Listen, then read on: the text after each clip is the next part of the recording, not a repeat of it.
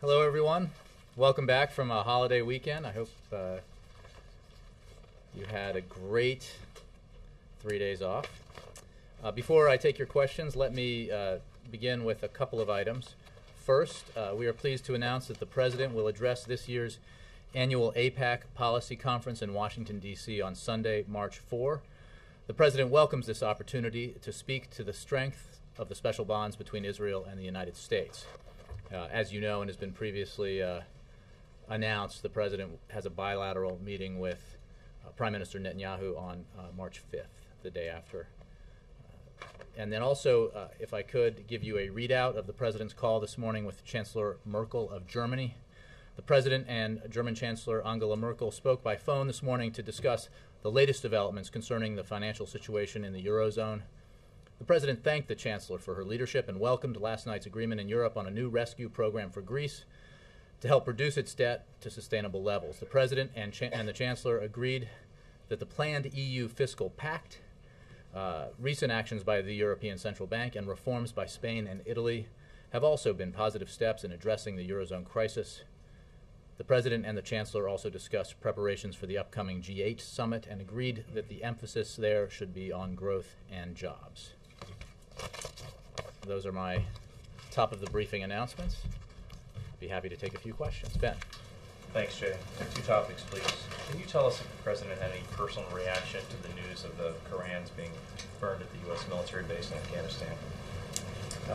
I have not discussed that with him. I'm confident that he is aware of it and been briefed on it. I know that this is an issue we're following closely. General Allen and Secretary Panetta have both made statements this morning, and I can only echo what they say, which is that we apologize to the Afghan people and disapprove of such conduct in the strongest possible terms.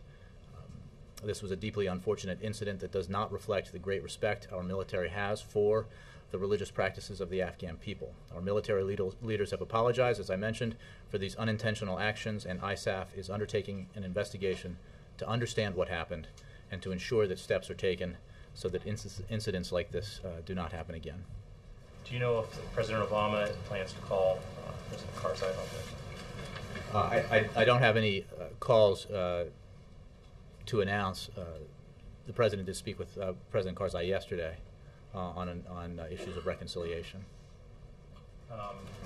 We're reporting that the Korans were removed from a library and a jail there because they were detainees were using them to exchange extremist messages. Do you have any comment on that? I would refer you to ISAF or to the Defense Department for specifics about that matter.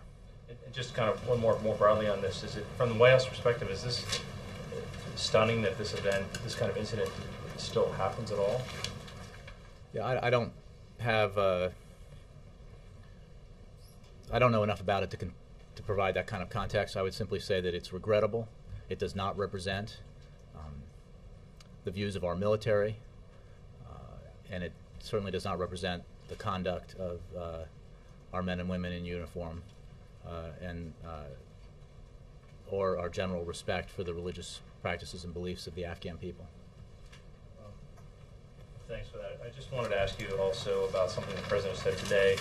In the payroll tax cut extension context, he was pressing Congress to take action on other matters and said that Congress needs to make the Buffett rule a reality. And the way he framed it seemed to suggest that this is something before Congress right now, like the small business tax cuts and so forth. But the White House isn't actually asking for the Buffett rule to be put into law right now, is it? I mean, that's a principle for tax reform. Are you asking them to act now? Well, it is a principle for overall individual tax reform.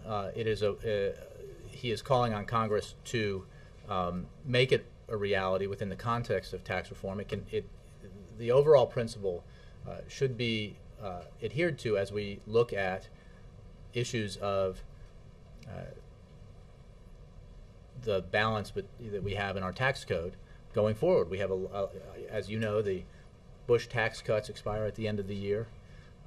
This president believes that, short of overall tax reform, that the middle income tax cuts need to be extended, made permanent. That's long been his position. He's opposed to the extension, again, of the higher income tax cuts, which we simply cannot afford.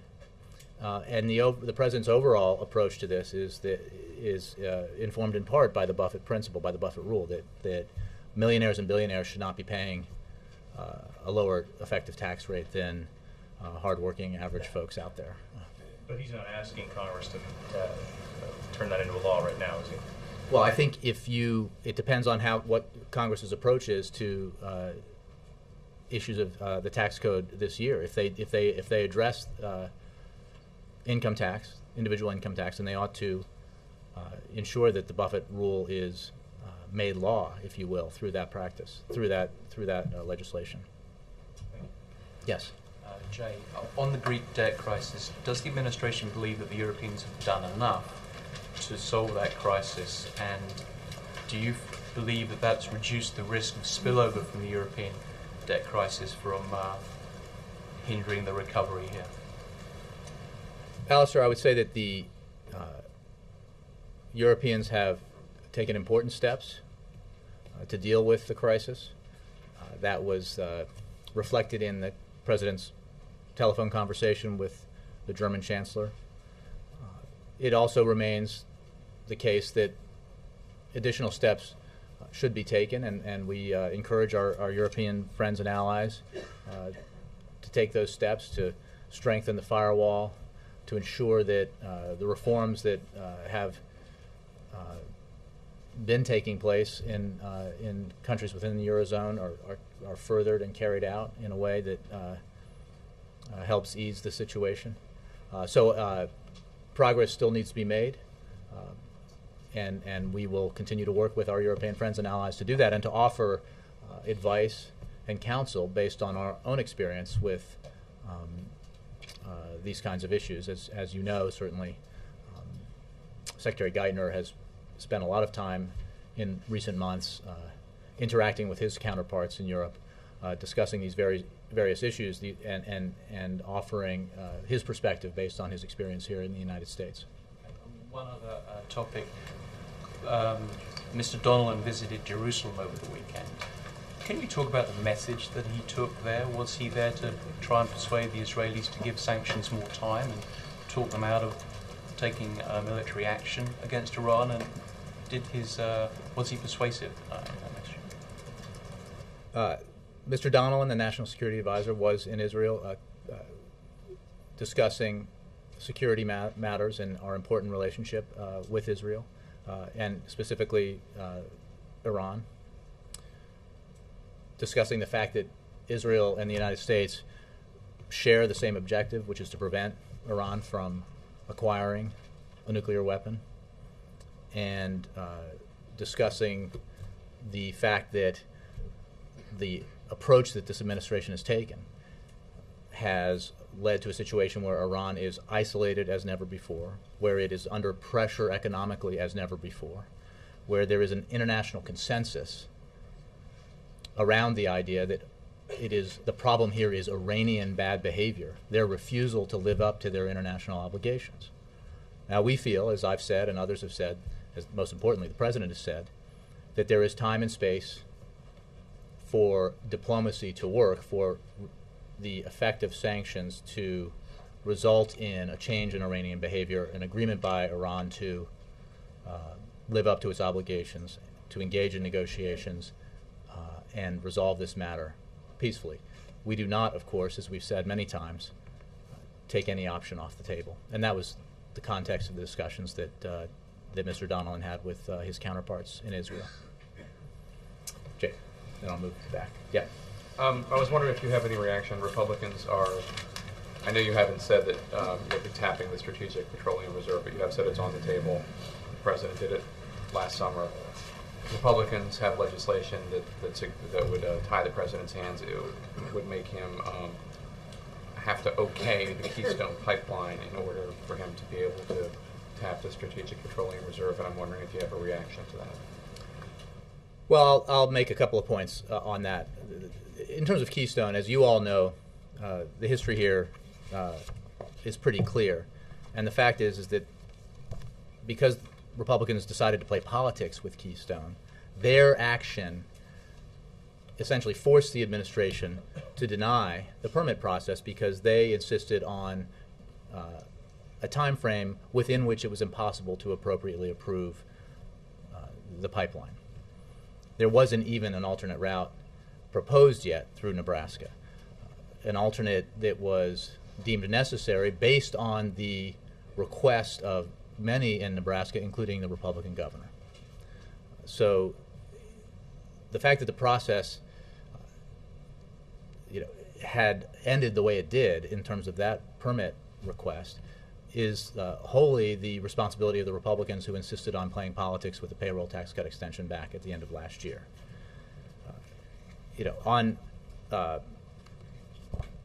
Going forward, let's just talk a little bit about oil prices. There are no magic solutions to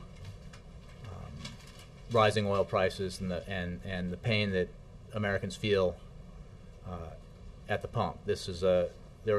The fact is that the president is very aware of the impact that the global price of oil has on families, and this is not something that this administration discovered or rediscovers every spring, as some politicians do.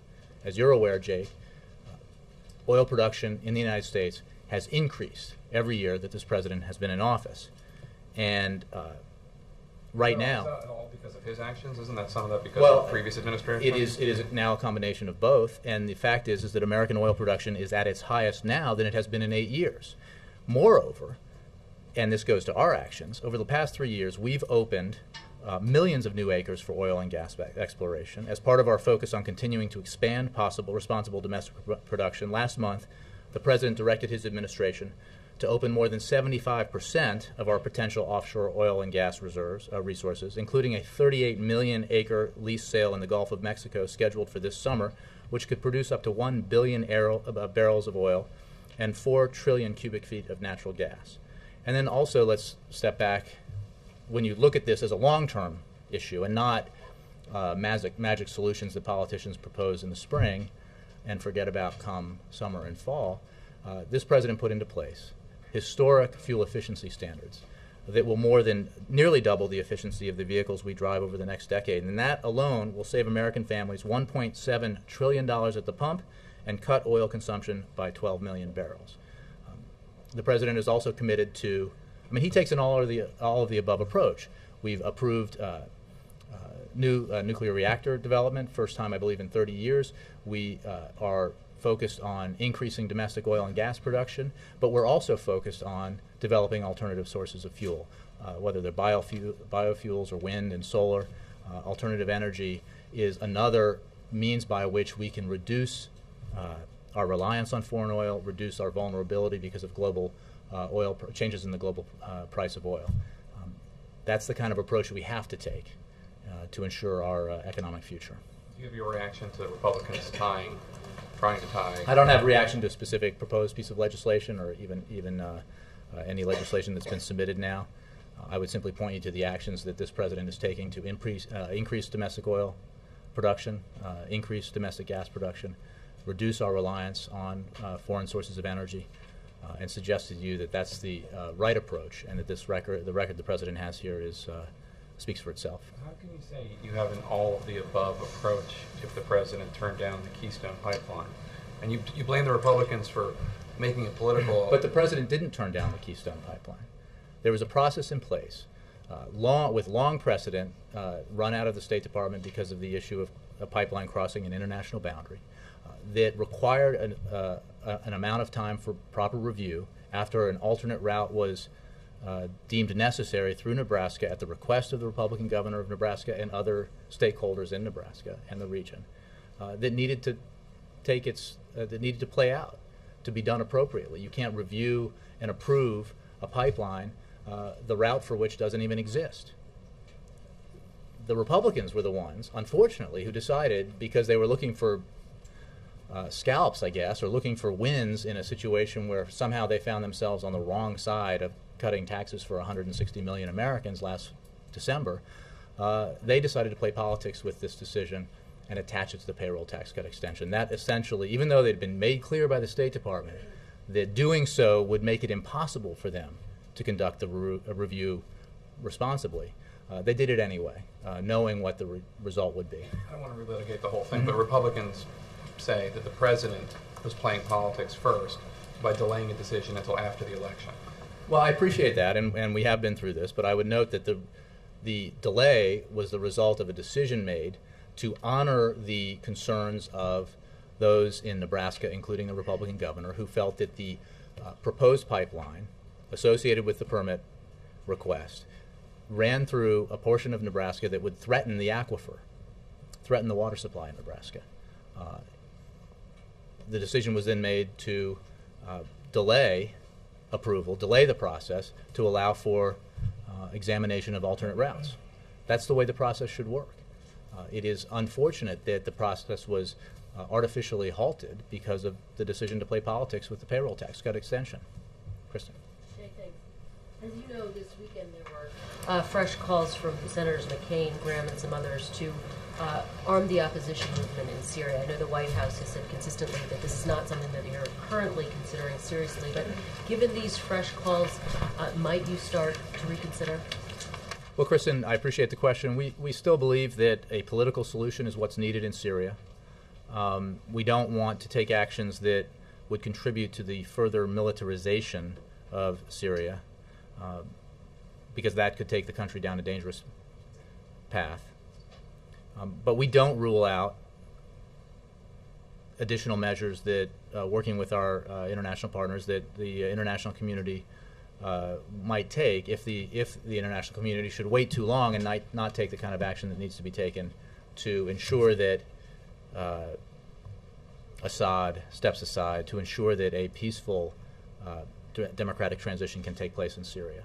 So I'm not ruling out potential future actions, but there is an opportunity that still exists, we believe, for a peaceful transition to occur in Syria, and we don't want to contribute to the further militarization there. And also on the issue of Syria, the International Committee of the Red Cross is calling for a daily 2-hour ceasefire so that it can deliver humanitarian aid. What's the latest information that you have about that situation, and how concerned is the White House that aid is not getting to the people who need it most there? Well, we are very concerned about the humanitarian situation in Syria. We support calls for ceasefires to allow for the provision of humanitarian supplies to Syrians who desperately need it. The fact is, the reprehensible actions taken by the Assad regime, the brutal violence perpetrated by the Syrian leader against his own people, has led us to this situation where basic supplies, humanitarian supplies, are very scarce, and therefore action needs to be taken. So we would certainly support the calls for those kinds of ceasefires.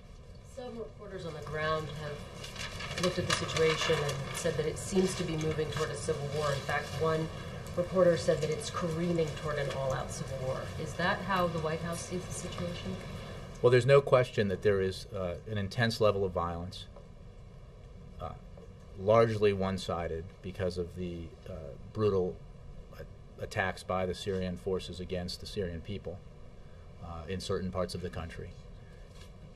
The fact is, as we've seen, the Assad regime does not control the entire country, is gradually losing control of parts of the country.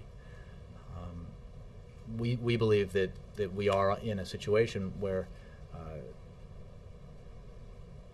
the international community needs to act in order to allow for the transition from Assad to a more democratic future for Syria to take place before the situation becomes too chaotic. So that's why we were so disappointed in the failure of the United Nations Security Council to pass that resolution that was vetoed by 2 members. I would point you to the General Assembly resolution and the enormous support for that resolution. The opposition to it was minimal and included countries that certainly can't claim to be friends of the Syrian people. Would you use the term civil war? Is that fair? You know, I wouldn't characterize it that way at this time, but there's no question that the situation continues to get worse, and as long as Assad shows no regard for the very people he purports to govern, the situation will continue to get more dire. Yes, sir. Jay, Sorry, and then I know I need to go back. Yeah. two quick topics. One, the White House has spoken out about congressional earmarks and how they've been abused. The Heritage Foundation, which is obviously a conservative think tank, has a report out saying they've looked at federal grants that the administration has put out on the eve of big votes on the president's agenda: healthcare plan, cap and trade, Dodd-Frank, and they claim that the money mostly goes to lawmakers who are in districts, that they're folks who are on the fence over these issues. They're charging they're being hypocritical because you go after congressional earmarks, but essentially you're doing the same thing. What do you say to that? This is the Heritage Foundation, where the individual responsibility provision was born before it was adopted by Massachusetts and then taken up by the Affordable Care Act. I would simply say that the president's opposition to earmarks is well known. The fact of the matter is, I'm confident that the issuance of grants through agencies, that process is done on a merit-based in a merit-based way, and I would simply suggest that the report itself, given some of the authors, are not particularly credible. I want to talk about the issue of faith because Robert Gibbs on ABC was talking to Jake on Sunday and basically said that Rick Santorum crossed the line in questioning the president's faith. But then Santorum went on Fox last night and brought up Reverend Wright, which is now a 4-year-old story. Not to relive all those details and repeat them, but this man may be the Republican nominee. What does the White House make of the fact that he appears to not be backing down from questioning the president's faith? Well, Ed, I would simply point you and others to the statements the president made at the National Prayer Breakfast not long ago, where he spoke very explicitly about his own Christian faith. And then I would say that this president is focused on doing the things that he believes the American people elected him to do, which is work with Congress or independently to take every measure and every action he can to grow the economy and create jobs, to protect the middle class, to help this country recover from the worst recession since the Great Depression. You guys can decide, and your editors and your bookers, what's a story and what's not. This president's focused on his job as president, getting this country moving in the right direction, ensuring that the recovery, which is underway, continues forward, that we continue the positive economic growth that we've had, that we continue the 23 straight months of private sector job growth that we've had, over 3.7 million jobs created, private sector jobs created in the last 23 months. Those are the issues that the president is focused on. Those are the issues that the president believes the American people are focused on and want their representatives in Washington and those who would represent them in the White House to focus on. Last thing, you mentioned the prayer breakfast. In that speech, the president also went after his critics a little bit and said, he used the phrase, he said, we should listen to our Creator and avoid phony religiosity. How does the White House think phony religiosity, in talking about your critics, is different than what Rick Santorum said when he was talking about phony theology? Look, I would, again, point you to what the president said in his remarks at the National Prayer Service. The expression of his own faith, its importance to his life, and I think what the president was describing is in some ways what you're asking me about, and these are decisions that in the end those of you who decide what the American people are most interested in, what they want to see on your air, or what they want to read about in your paper. You decide what's news, and we'll leave those judgments to you and your editors. Can I follow on that? Let me get back to you, Cheryl. Thanks, Jay. Back to taxes. Will the White House this week release the president's corporate tax reform plan, and will that include the bucket rule, or is that separate? I do not have specifics for you, but we will release the corporate tax reform proposal before the end of the month. I think that takes us potentially into next week, if today's the 21st, so I don't have a specific date for you. and no specifics on what will be included and what won't. I don't want to steal anybody's thunder. Jessica. The Reverend the Reverend Franklin Graham made some astonishing comments this morning on Morning Joe, including that he can't say categorically that the president's non-Muslim. Islam has had a pass under this president, and the Muslims of the world, the president seems more concerned about them than the Christians that are being murdered in Muslim countries. I wonder if the president, because he took this man seriously enough to meet with him personally, has a reaction to this, is astonished by this, and what the White House's position is in response to these comments. Well, strangely enough, going to my response to Ed's question, I did meet with the president this morning for about 45 minutes, and amazingly, he didn't bring this up because he was actually talking about policy issues that he believes are the most important things he can do and he can focus on as president, and that they are the most important things to the vast majority of the American people who are concerned about paying the rent or the mortgage, sending their kids to school, making ends meet. I mean, that you heard him speak earlier today at the payroll tax cut extension event, where he firmly believes that getting an extra $40 in every paycheck is of vastly greater significance to most Americans than someone's opinion expressed on cable television about his personal faith, which, again, he has spoken about explicitly as recently as a few weeks ago at the National Prayer Service. Thanks. Nora. On gas prices, and you talked about meeting with the president today, are there some things that the president, the White House, is considering, though, to deal with the rising gas prices? Well, we don't rule anything out. I think that was mentioned by Jake, or perhaps Ben. It was you. It was Jake. I just want to give credit where credit is due. We are doing.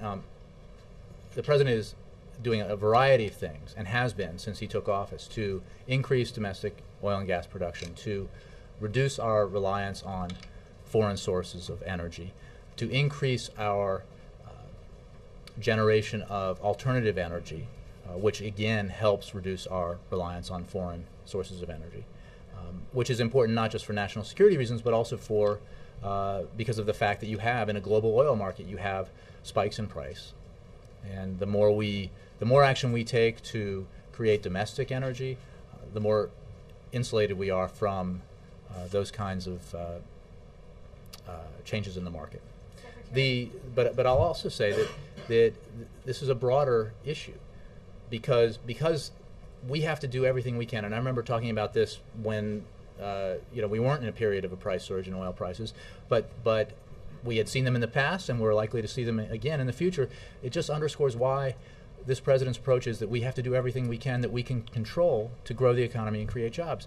That's why we have to extend the payroll tax cut. That's why we have to extend unemployment insurance. That's why Congress should act immediately to pass the elements of the American Jobs Act that they have not yet passed, because those are the things we can absolutely control, because the surest hedge, if you will, the surest insurance against the effects of on the economy from the global marketplace are the actions that we take to make the American economy stronger and to put money in people's pockets. That means extending the payroll tax cut, which the president looks forward to signing. That means Congress acting on his refinancing proposal, which for responsible homeowners would result in an extra $3,000. And that money obviously would help ease the pain at the pump that higher oil prices and gas prices are causing. Secretary Vilsack had a conference call this morning with reporters talking about the increased use of bio-based products, and he said about gas prices, our hope is that oil companies will work with us and with the country to ensure that the recovery that we're now seeing is not jeopardized by energy costs that get out of control. Our hope is that oil companies will work with us. Wait, is the White House speaking with oil companies about something new, or? Well, I didn't see those remarks by the Agriculture Secretary. I mean, he was talking about our efforts to promote a bioeconomy, to the fact that the president will issue a presidential memorandum directing the federal government to take decisive steps to dramatically increase the purchase of bio-based products over the next 2 years, and that's part of his all of the above approach to America's energy needs.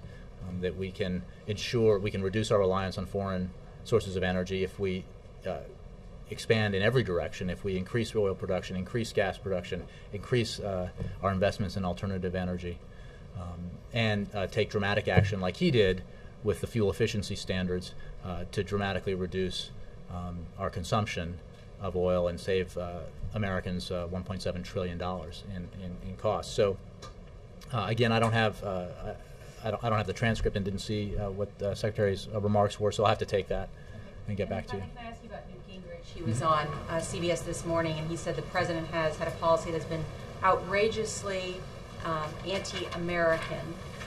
He said the president does want more expensive gas, and he cited that Secretary Chu in 2008 said he wanted gasoline prices to get to the European level, which is $9 or $10 a gallon. And last year he said people shouldn't complain about high gas prices, that they ought to buy more efficient cars. The president said he wants to get there. He just wants it to be. He said outrageously? Yes, he said the policy has been outrageously an anti-American policy. He loves his adverbs. There's no question about that. I enjoyed them a lot when I covered him. I would simply say that I would point you to what for the fact, and it is an extensive list of facts. All of the actions the president has taken since being sworn into office to increase domestic oil production, to increase domestic gas production, the lease sales that I just talked about, the efforts to increase our fuel efficiency, to reduce our dependence on foreign energy.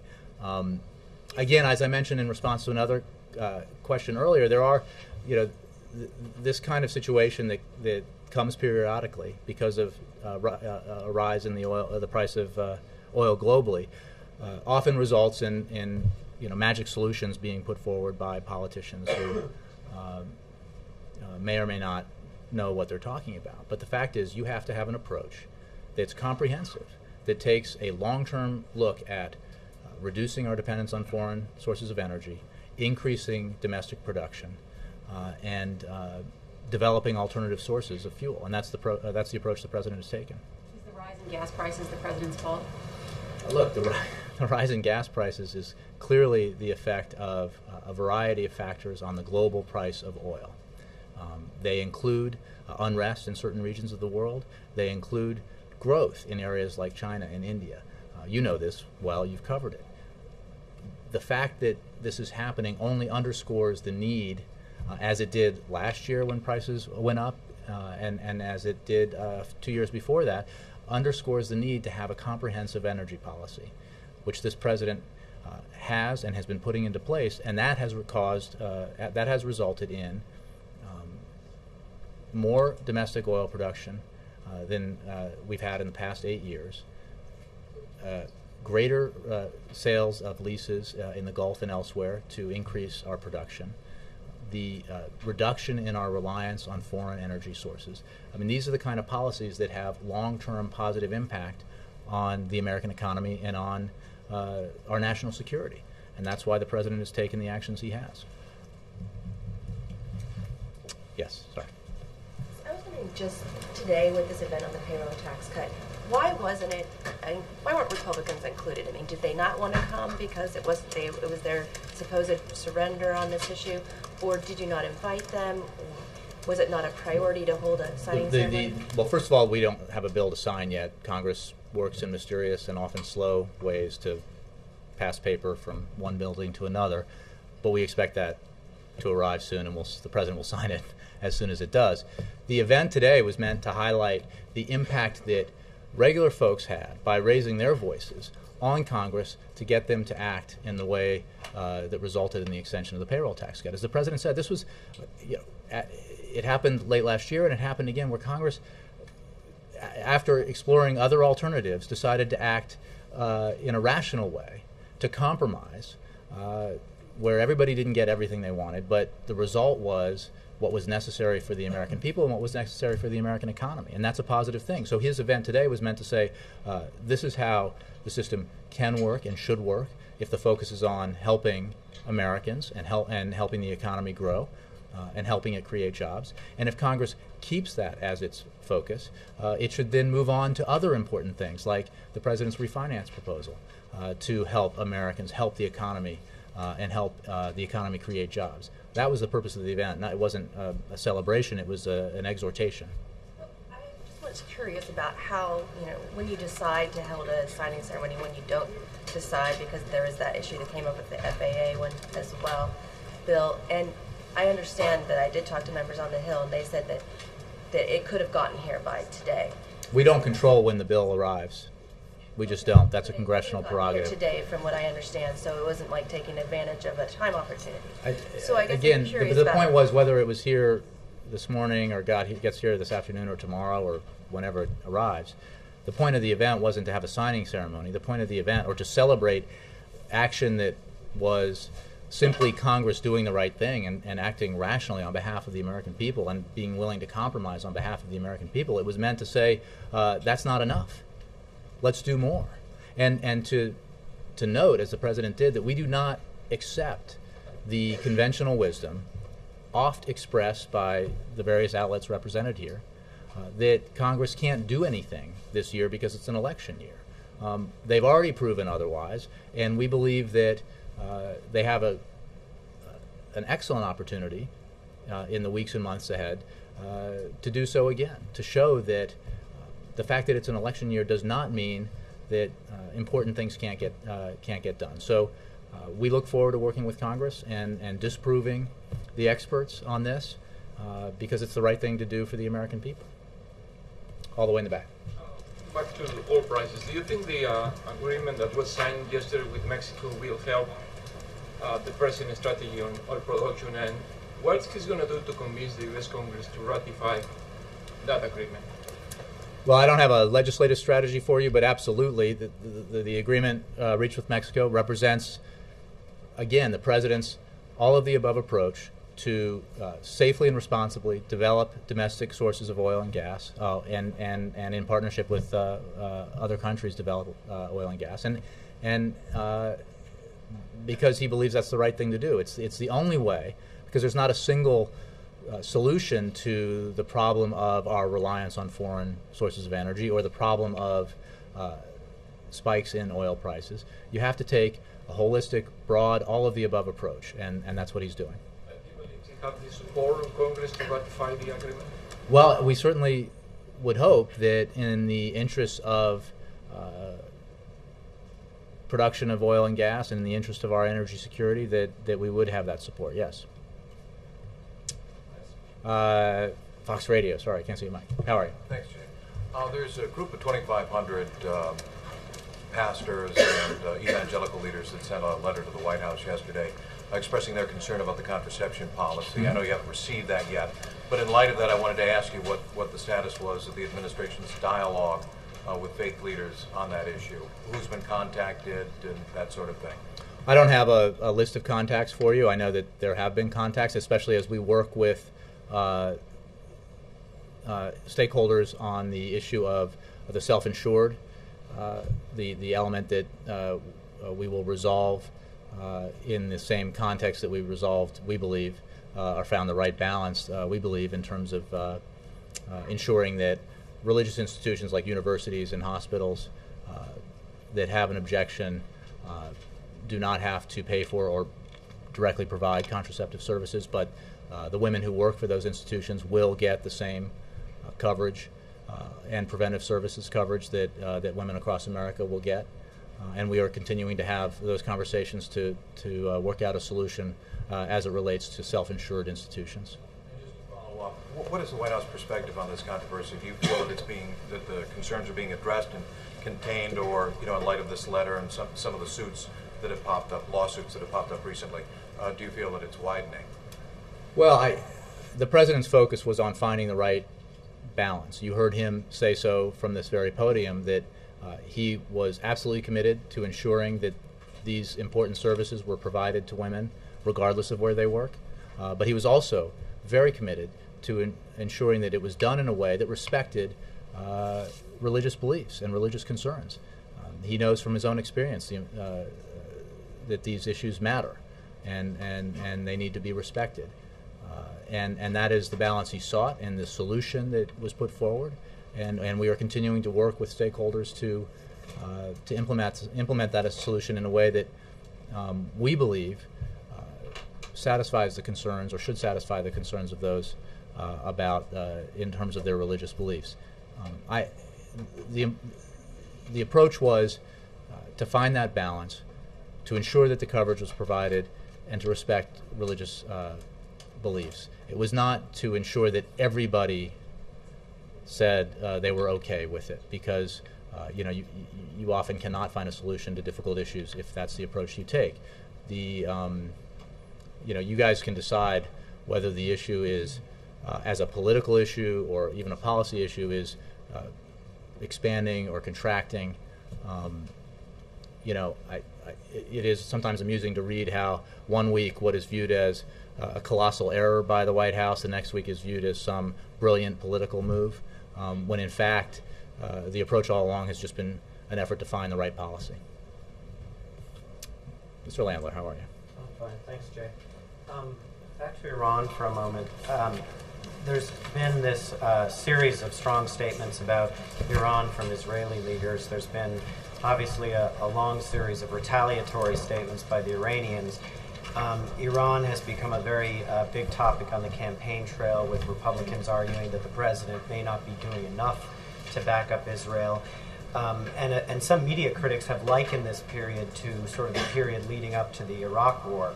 I'm wondering whether the president, the White House, feels that there's been too much emphasis on military options, and whether there's a bit too much of a drumbeat of war that perhaps gets in the way of seeing whether the sanctions strategy will work out. Well, I guess one part of your question has to do with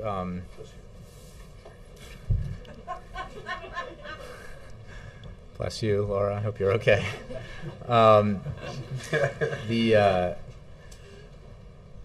One part of your question has to do with media coverage, and that is what it is. But we take very seriously. We share the concerns strongly that Israel has about the potential development by Iran of a nuclear weapon. We share those concerns. And we certainly understand the heightened concern that Israel has, given its geographic location and other circumstances that are involved here for Israel. Having said that, we believe that the approach this administration has taken has resulted in a level of consensus within the international community regarding Iranian behavior that has never been attained before. It has resulted in a level of punitive sanctions that have never been attained before, that in turn have resulted in a level of disruption to the Iranian economy and the Iranian leadership that have never been achieved before, and that is having an impact. We believe that there is time and space to attempt to resolve this peacefully, and we are endeavoring to do that with our international partners and allies. Having said that, as the president never fails to make clear, he is not removing any option off the table. We are committed to trying to prevent Iran from acquiring a nuclear weapon. We share that goal with Israel. Is there any danger that the issue could become overly politicized in this country? Do you think it's time, as some other former senior officials have suggested, that people on the campaign trail think carefully about the things they say on this subject? Well, I think that any issue could become over-politicized, and again, we'll have to let reporters in many ways decide whether that is what's happening in this case or with regards to any other issue. Our focus is on an important matter like this is on American national security and the security of Israel and other allies, and that's the approach we've taken. And again, just to review some of the history here, that when the president came into office, we had a situation where Iran had pursued its nuclear ambitions, and yet broadly viewed there was division about whether Iran was responsible or the United States, or whether the United States had taken the right approach to this. And what this president did was unify, through his actions and his policy, unify the international community to focus the world's attention on Iranian behavior and the fact that the Iranian regime had refused to live up to its international obligations, and that it was Iran that was causing the problem here and not the United States. That has resulted in punitive sanctions that have been ratcheted up continuously and continue to this day to be ratcheted up. And that has put immense pressure on the economy and on the leadership. And I think sometimes when you hear from Iran, provocative statements or other things, actions taken, it's often driven by a desire to distract attention from the very significant impact that this policy has had on their economy and on their politics. Ann. The Supreme Court's agreed to take up another affirmative action case. What does the President think about colleges and universities using race as one of the factors for admission? Well, and I'll say a couple of things. First of all, I'm not going to comment on the Supreme Court's decision to take up a case or not take up a case. I think as the Supreme Court has recognized in the past, diversity in the classroom has learning benefits for students, campuses, and schools. President Obama has said that while he opposes quotas and thinks an emphasis on universal and not race-specific programs is good policy, considering race along with other factors can be appropriate in certain circumstances. But again, I want to make sure that's viewed as a broad statement of where he has been and what his position is broadly, not a reference to this specific case. Gas prices, what does he think the impact of $5 gallon gasoline was? Has he asked Well, I think that specifically? you're speculating about where markets may go, and I'm not able to engage in that. Well, that may be true, but the fact of the matter is this president is keenly aware of the effect and the impact that high gas prices have on average Americans as they're trying to make ends meet. One of the reasons why passing the payroll tax cut last year was so important is that it helped average American families, hardworking Americans, deal with the spike in oil prices in 2011. There is no question that the fact that this president has led and this Congress has acted on extending the payroll tax cut for the full calendar year in 2012 will help insulate Americans from higher gas prices this year as it did last year. It's just another reason why we need to take every step we can. We need to work with Congress, where Congress will work with us, and then the President will take every action he can independently to grow the economy and create jobs, to put more money in people's pockets, and to give middle-class Americans greater economic security. We have to act on the things we can control to protect ourselves from the things that we can't. And I think that that is an approach that dictates the need for Congress to act on the President's refinance proposal, Congress to pass infrastructure investments that would put construction workers back to work while our infrastructure was being rebuilt in a way that solidified our economic foundation. There are a host of things that Congress can do and that this President will do to keep the economy recovering and to keep it creating jobs. Mr. Knoller. Jay, when you were speaking a minute ago about the slow and mysterious ways of Congress, were you saying that Congress or congressional leaders were delaying? No, not at all. Okay. I was simply commenting on the fact that it takes a certain amount of time, hours, days, whatever, for bills to be enrolled and processed and delivered, and that was all. But my point was that this event was never meant to be a bill signing event. This was an event designed to highlight the impact that